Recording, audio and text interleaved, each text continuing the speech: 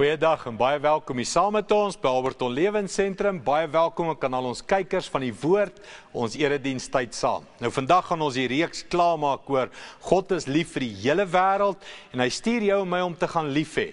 En ons gaan in besonder praat oor ek en jy is die hande, die voete, die oë van God vandag hier op aarde. Voordat ons daarna kyk, kom ons staan op en kom ons sing saam.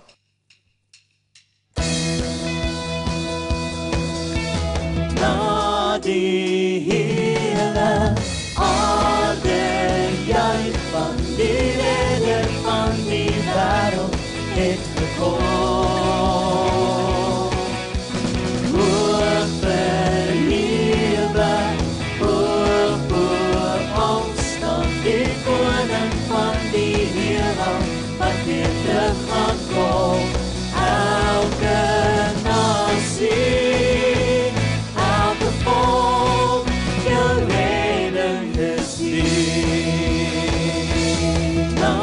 die hele aarde juich van die redder van die wêreld het gekom.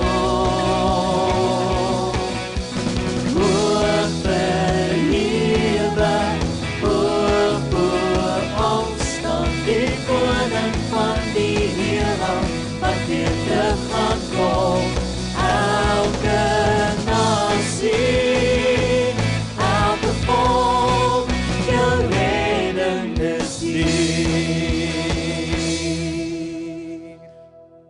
ons het die afgelope 3 weke gekyk na hierdie uitdaging, hierdie ritme 6 van ons wat sê God is lief vir die hele wêreld en hy stuur jou en my om te gaan lief hê. En ons was eerlik genoeg om vir mekaar te sê, dis nie altyd maklik nie. Dis nie altyd maklik om almal lief te hê, mense wat anders as jy is, ensovoorts nie. Dis nie altyd maklik om die evangelie te verkondig nie, om die verbondsliefde van God oor te dra na ander mense toe. Maar ons het so deur die Bybel, Ou Testament, Nuwe Testament, gekyk na stories, uitdagings, om lief te hê.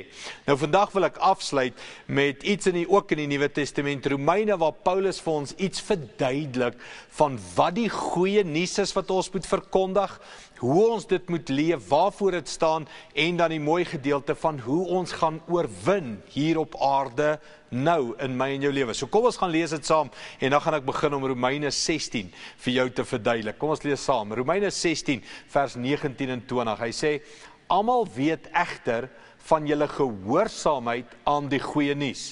Ek verheug my oor julle en ek wil graag hê dat julle duidelik sal besef wat goed is en dat julle nie slim sal wees wat die verkeerde betref nie.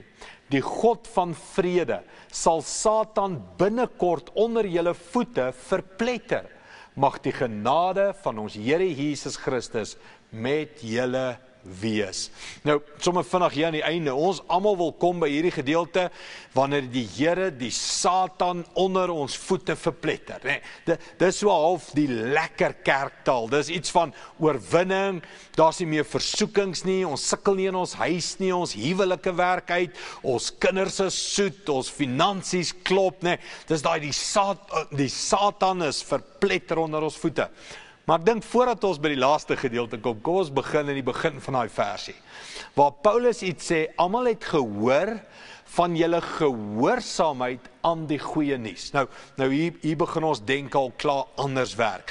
Ons praat van my geloof in die goeie nuus. Met ander woorde, ons sê, glo jy die goeie nuus? Glo jy dat Jesus vir jou gesterf het, dat jou sonde betaal is en dat jy eendag hemel toe gaan? So vir ons hier in Suid-Afrika, ons kultuur is net, glo die goeie nuus. Maar dit was nie wat Paulus hulle gesê het nie. Paulus het nie gesê, jy moet die goeie nuus glo nie. Paulus sê, jy moet gehoorsaam wees aan die goeie nuus. So hier's dadelik, so die gehoorsaamheid verwag van my iets, of gehoorsaamheid sê, ek doen iets, gehoorsaamheid sê, dis meer as geloof. Jy sien, geloof is 'n gevoel in die binnekant, maar gehoorsaamheid, dis 'n daad. Gehoorsaamheid is dinge wat ek doen. Nou, ons moet hieroor praat. Laasweek het ons gesien, Filippus het die goeie nuus verkondig aan die Ethiopiër. Wat is hierdie goeie nuus? Hoe sal jy die goeie nuus aan mense verkondig? Is dit net, Jesus het gesterf, en as jy daaraan glo, gaan jy eendag hemel toe? Jy sien, die goeie nuus is baie meer as dit. Inteendeel, ons verwoord die goeie nuus met die koninkryk van God het aarde toe gekom. Onthou jy Jesus se gebed, onse Vader wat in die hemel is, laat die naam geheilig word, laat die wil geskied, soos op aarde, so in die hemel, laat u koninkryk kom. Die goeie nuus is, God se koninkryk kom nou al in my lewe in. Dit beteken, ek leef nie eendag anders nie. Dit beteken nie, ek gaan eendag hemel toe en dan is ek 'n Christen nie. Die goeie nuus beteken, God se koninkryk word nou deel van my lewe. Ek word nou deel van sy manier van dinge doen.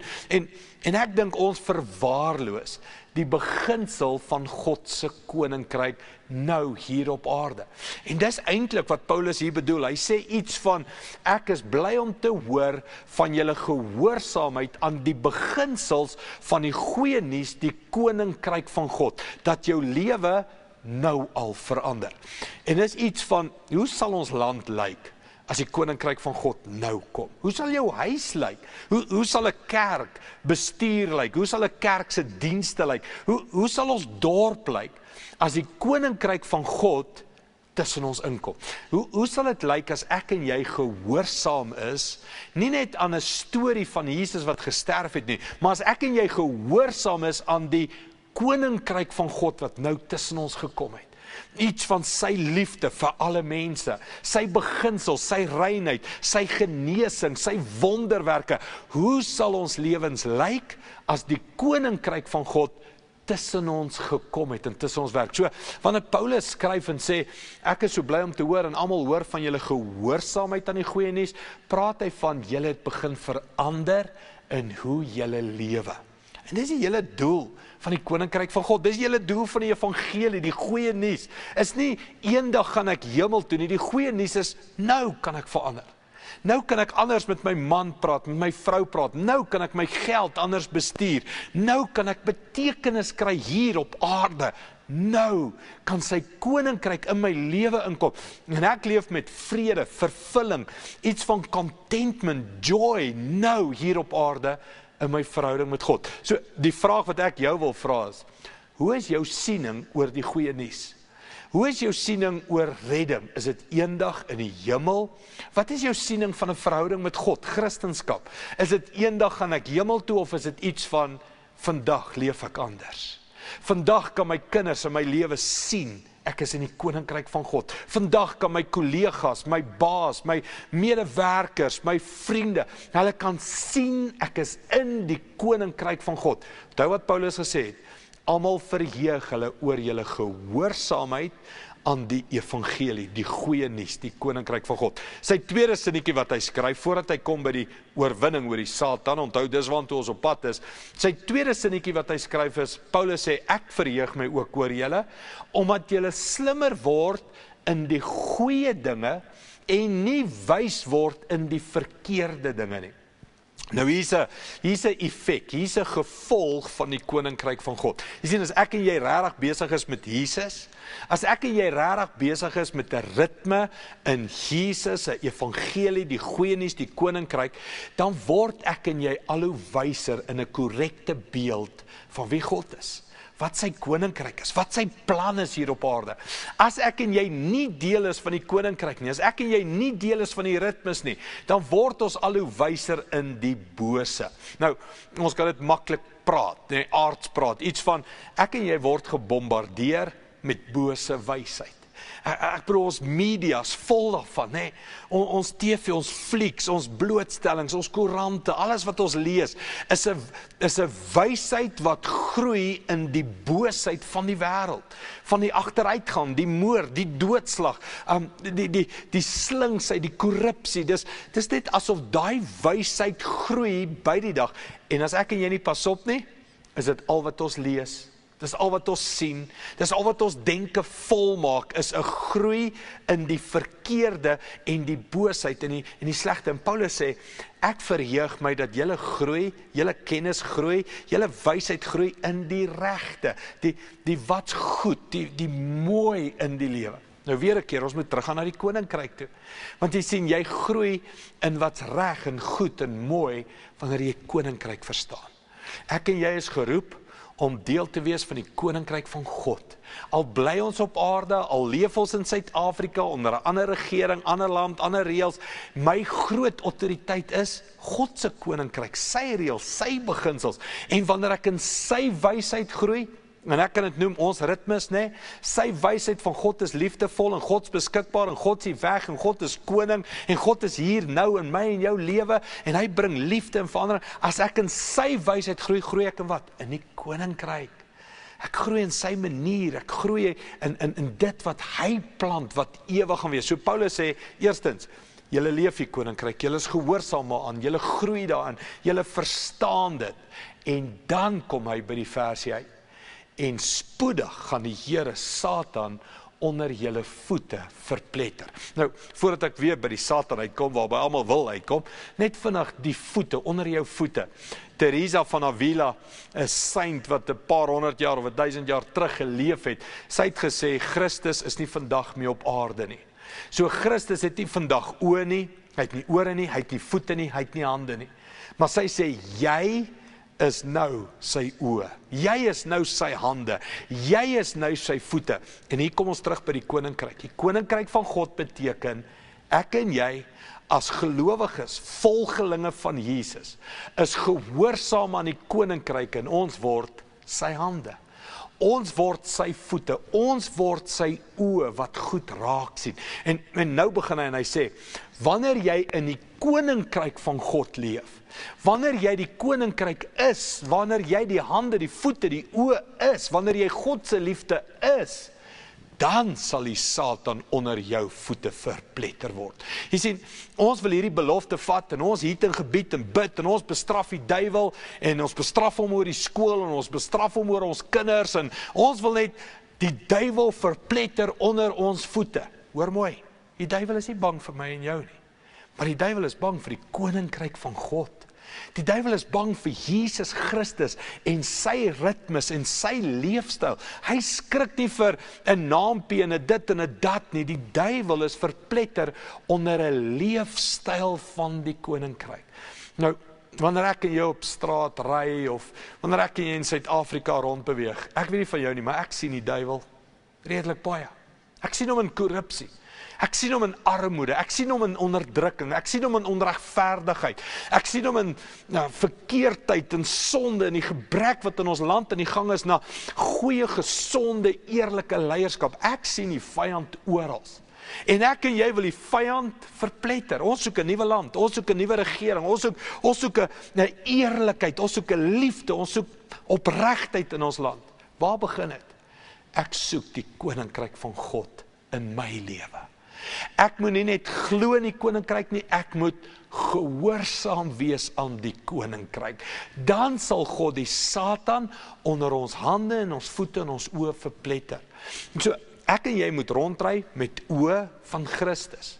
Wat nie veroordelend kyk dalk na al hierdie korrupsie nie, wat nie veroordelend kyk en nie met woede en aggressie kyk en wonder wat 'n politieke party gaan ons kom red nie, en wonder wie gaan verandering bring en wie gaan opstaan en wie gaan in die media die vletjie blaas. Nee, ons moet by die oë van Christus kyk. En ons moet bid, laat u koninkryk kom in ons land. Bring u liefde in. En hoe gaan hy daai liefde inbring? Deur my hande. Ek kan nie sê, Jesus kom af met u hande en kom bring liefde, of kom bring geregtigheid, of kom bring kos, of kom bring warmte of klere. Nee, hy sê, ek is nou sy oë, ek is nou sy hande, ek is nou sy voete, en ek verteenwoordig sy koninkryk wat kom.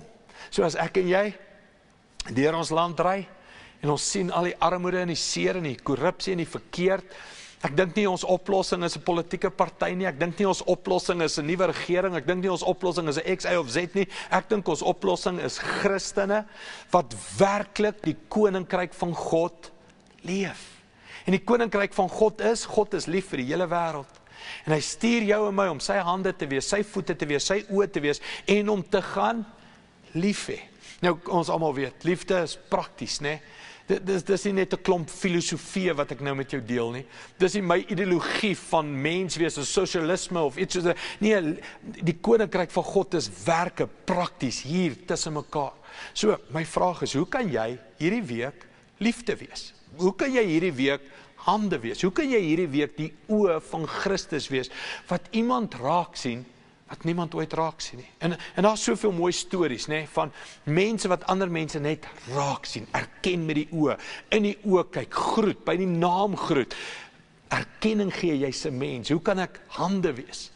Wat goed vat, voel, aan mense raak, waar niemand wil raak nie. Hoe kan ek Jesus se liefde wees? En ons almal weet, Moeder Teresa, wat so geleef het met hierdie liefde, en aan mense, siektes, melaatses, you name it, sy het dit aan geraak, en dan sê sy, I've touched the body of Christ. Sy het koninkryk geleef, en sy het lande verander, sy het wêrelde verander, met haar liefde. Hoe kan jy hierdie week sy voete wees? Gaan na plekke toe, dinge doen, wat niemand bereid is om te doen dalk nie, net bereidwilligheid, net liefde uitstraal. So, as ons begin en kyk, nou hoe gaan ons die Satan onder ons voete verpletter? Is dit nie een of ander oorlog, march, gebed en bestrawing en allerhande sulke goed nie? Dis ek leef die koninkryk van God elke dag. Ek leef die liefde, ek leef die ritmes, ek leef die goeie nuus van Christus se veranderende boodskap wat nou aarde toe gekom het. Dis hoe die Satan verpletter gaan word onder ons voete. As ek en jy sy hande word, en ons het alle mense lief, en ons dra sy liefde uit na alle mense toe.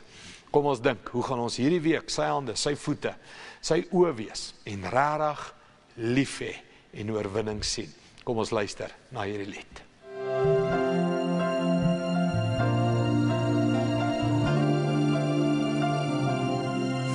Sê dat die koning van die heelal selfs my naam sou ken, selfs my seer kan voel. Wie is dat die blind môre ster sou kies om my pad te verlig vir 'n dwaalende hand, nie as gevolg van wie ek is, maar oor wat u doen, nie as gevolg van wat ek doen, maar oor wie u is. Ek is 'n blom wat gou vergaan, die vandag vergete môre, 'n golf in die see, 'n asem in die wind, nogtans hoor jy as ek roep, en jy dra my as ek struikel, jy leer my wie ek is, ek behoort aan u.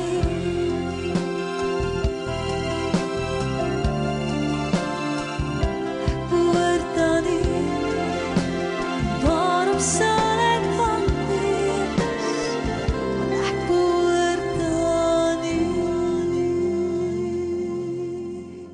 Ek wil vandag regtig bid vir elke persoon wat kyk, wat sê, Andries, as ek die koerante oopmaak, sien ek net moord en doodslag. As ek in ons land, in ons dorp, as ek enige plek beweeg, sien ek korrupsie, ek sien armoede, ek sien goed wat my hart breek. Wat kan ek daaromtrent doen? Wanneer gaan die Here ons land kom verander? Wanneer gaan die Here die Satan spoedig onder ons voete verwoes? En dan die antwoord, ek en jy moet dit leef. Dis nie 'n gebed nie, dis nie 'n bestrawing nie, dis nie 'n oorlogvoering nie, dis 'n leefwyse van die koninkryk van God, van sy ritmes. So kom ons bid dit saam, vir ons land, vir onsself, vir elkeen van ons. Hemelse Vader, ons almal beleef en ervaar die uitdaging van ons met die koninkryk leef. Dis nie net 'n godsdienst nie, dis nie 'n sondige gewoonte nie, dis nie net na 'n preek luister nie, dis nie net glo in Jesus nie, dis 'n leefstyl. 'n leefstyl van die ritmes, 'n leefstyl van God is lief vir die hele wêreld en hy stuur my om lief te hê. Here, help ons daarmee elke dag. Dat ons besef, ons is God se oë, ons is God se hande, ons is God se voete, en ek moet gaan lief hê met my liggaam. Ek moet gaan lief hê met my hele lewe.